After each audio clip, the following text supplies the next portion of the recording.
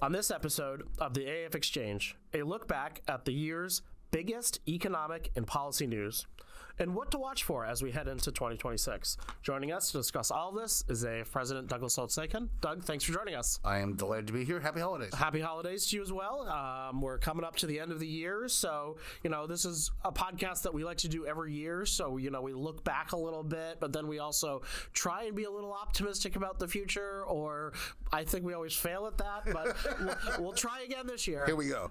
Hope springs eternal. So as we close the books on 2025, we got a fresh round of jobs and CPI numbers. We saw some interesting numbers. What's your take? Where does the economy stand? So let's do the jobs report first. The unemployment rate continues to drift up. It's now at 4.6%, up from a recent low in 2023 of 3.4%. So we've seen unemployment rates rising, and in some places like African-American unemployment up 2 percentage points, and that's a noticeable increase. Worth keeping an eye on that. We got 64,000 jobs in November, all in health one more time. So the private sector is not generating jobs, broadly speaking. The health sector is, no one else is. We're down in manufacturing. That's been the centerpiece of the administration's efforts, so that can't be a rewarding result. And we had this huge impact on the numbers in October, which was all federal employees rolling off the payroll, largely the buyouts that the DOGE effort initiated. So they took the buyout in April, and they went off the rolls at the end of October, and we had a big negative number there. So that I think that jobs report read overall is sort of dead flat in the water still. Nothing too exciting happening. We saw a big jump in the U6, the broader measure of underemployment, and it was went from 8 in September to 8.7 in November. It's a 2-month move, but that's huge. And that was driven by part-time work for economic reasons. Trying to dissect that a little bit, it looks like that could be an impact of the government shutdown, where during the survey week, some of those workers were government workers who were working part-time because the shutdown had just ended. So, yeah, who knows? Yeah. So that's the employment report, sort of flat in the water, a lot like what we've seen before. The CPI was surprising. Top line inflation came in down from 3 to 2.7.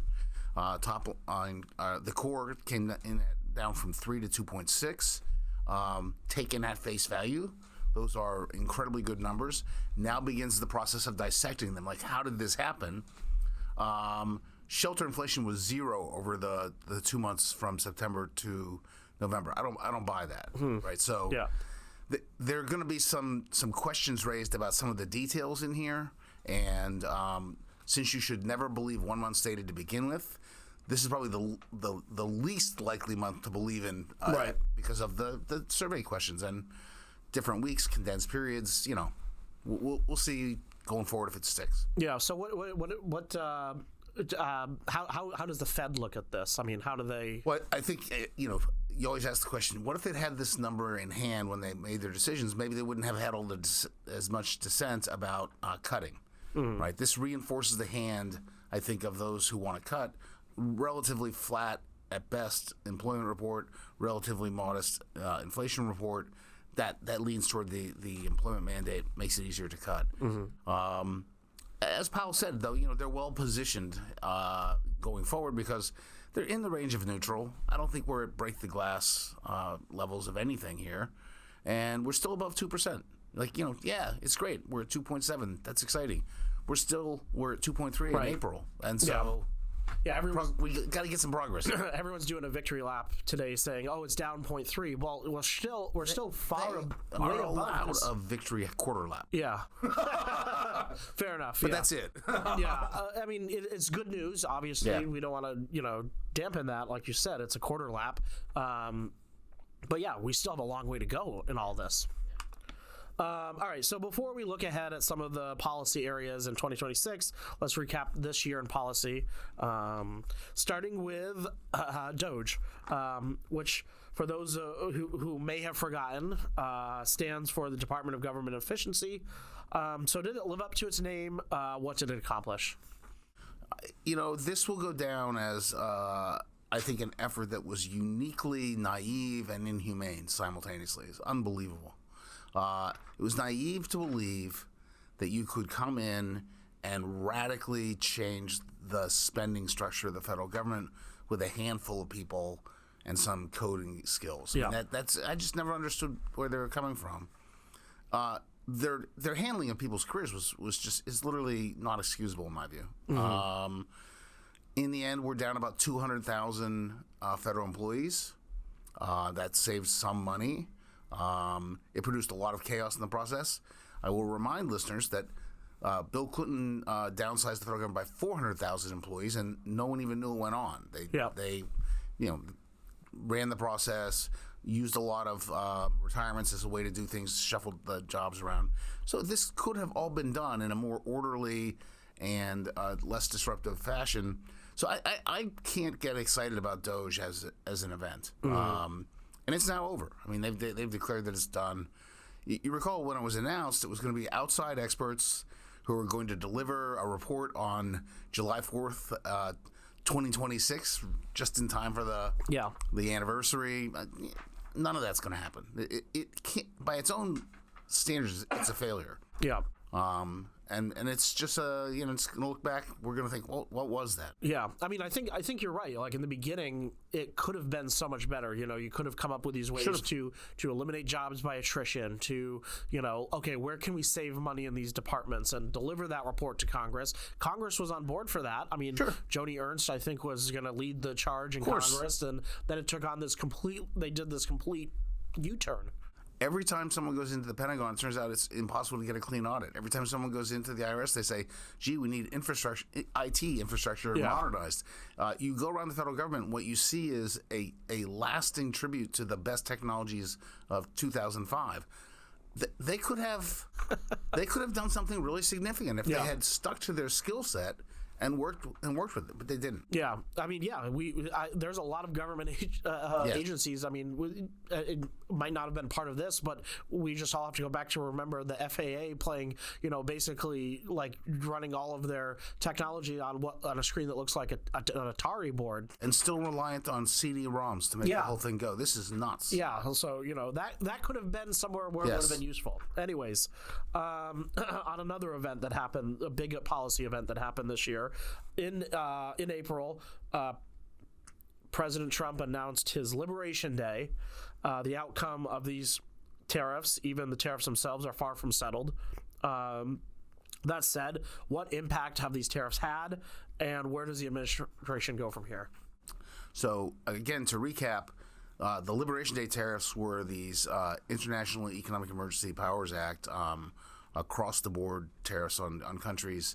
Those are the ones that are at the Supreme Court. We expect the ruling in January, and those are the ones that were shockingly large, naively constructed to set the bilateral trade deficit to zero with everybody, and the fallout was immediate and enormous. He then delayed them for 90 days. We've forgotten all this stuff. But meanwhile, while that was playing out, we're doing these Section 232 tariffs for national security reasons on everything under the sun. And the list is now longer than I can literally remember. Yeah. Including, dangerous IKEA bathroom furniture. So that makes a lot of sense. So what have the tariffs done? Well, tariffs are taxes on imports.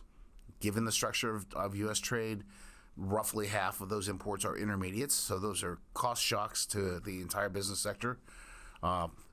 Substantial cost shocks. We've raised about $200 billion in tariff revenue, so it's a lot of money. And for those that aren't intermediates, they're final goods, so that's a cost shock to the consumer. So there's no question they've had an impact on price levels and cost structures in the United States. We get this week CPI report, you're going to hear people say, see, the tariffs don't cause inflation. But to deny that they raise the prices of things is like saying there's no gravity. It's just that there's more going on out there in the economy than just tariffs, and we're getting the net impact. Yeah, I think a lot of it, to pick up on the economy thing there, I think a lot of that, has been said is about the AI boom, and all those things have sort of masked and then, of course, the avoiding tax hikes and... So there are two things going on that I think I don't understand, which I believe are going on. Let's put it that way.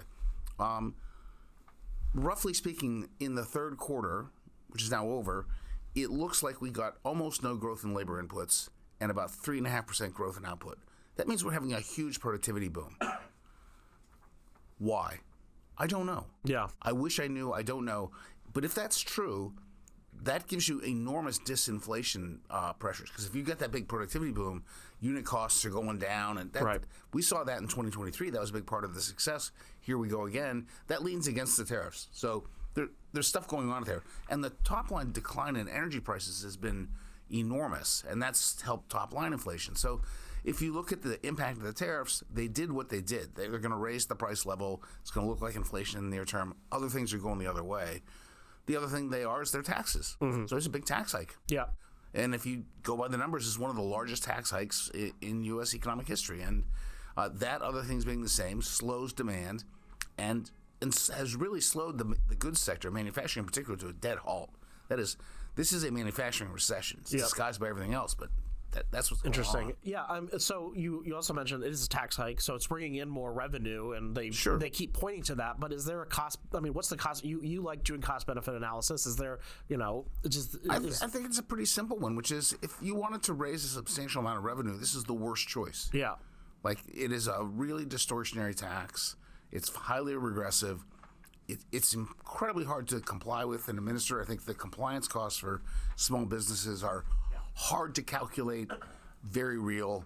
Figuring out what the tariff is on a particular good coming from a particular country, it's just a big exercise. Right. So I don't think this comes close to passing a cost-benefit test. Yeah, I know Jacob Jensen, our trade policy guy, has really focused on the impact on small businesses too. He's done a great job all year, but I think we've broken him. Yeah, I think he needs a vacation.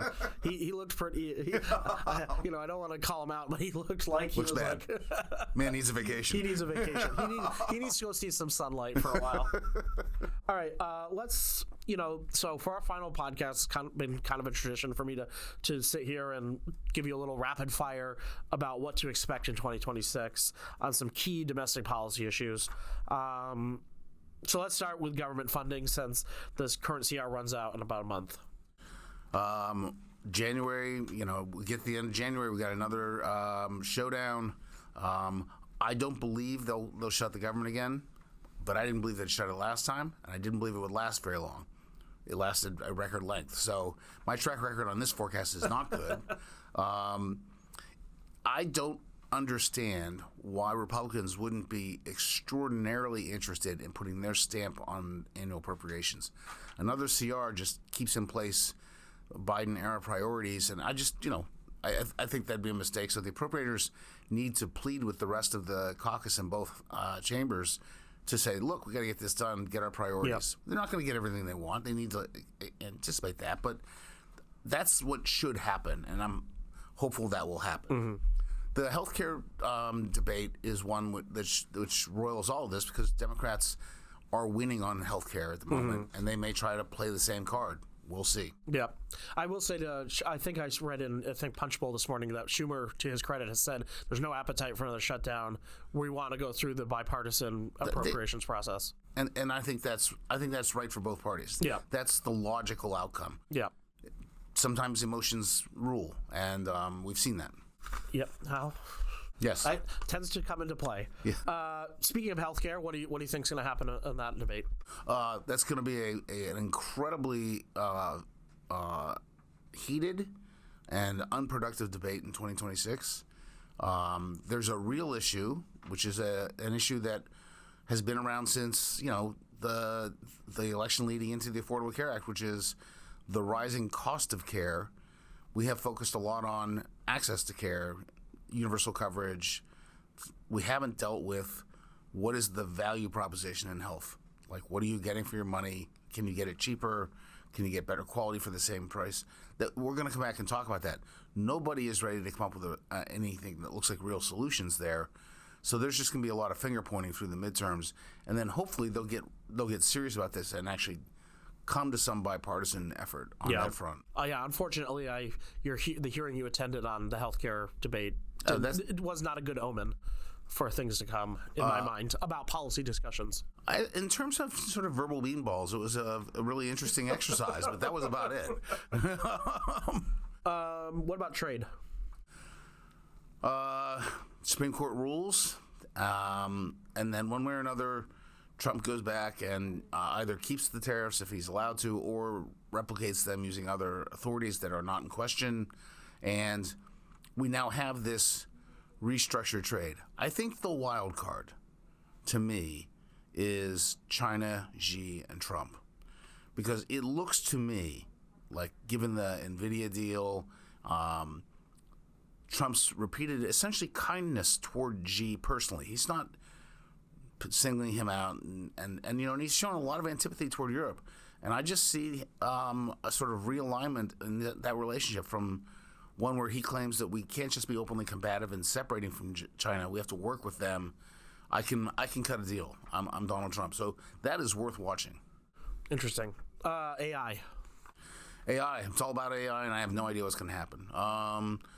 We've done a pile of investment in AI capabilities, and I think collectively the net return's been about zero so far. We're going to do round two. You're seeing this sort of shake up in the race, like who's on top? Is it OpenAI? Is it Google? That's going to continue, and businesses are going to be better than get better at buying this, and they're going to stop saying, I want some AI, and start saying, my business needs to be able to do X, Y, and Z, deliver that product, and AI will become a much more nuanced sort of set of products that hit specific needs, and then you get real productivity from it. Interesting. That's the next round. What about regulation? They have taken steps to remove an enormous amount of regulation from the books.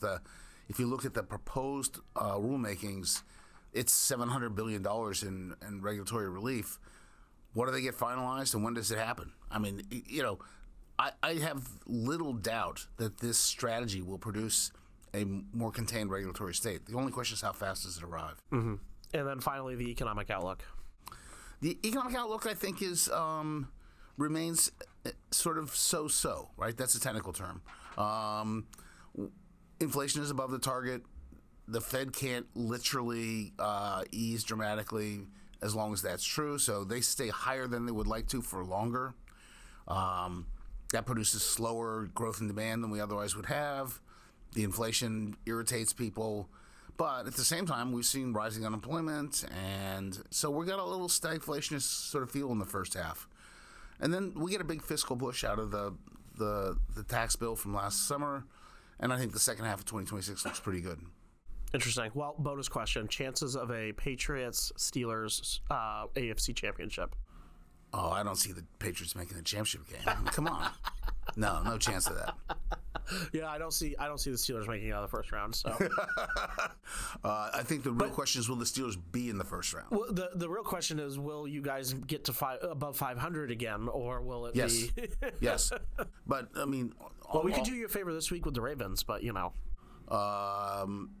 I got to get past the Seahawks and the Rams tonight. Remember, I'm married to a Seahawks fan, that's right. And so I need that's a big hurdle. I need JSN to go off tonight, so I'm with the Seahawks tonight. Our interests align for only a moment. A brief moment in time. Actually, I don't even care about the outcome. I just want JSN to have a good game. All right, Doug. It's been a pleasure doing this podcast with you all year. I had a lot of fun. I learned a lot. I hope you had as much fun as I did. I did. And I look forward to what 2026 brings us. Looking forward to it. Thank you. Thank you.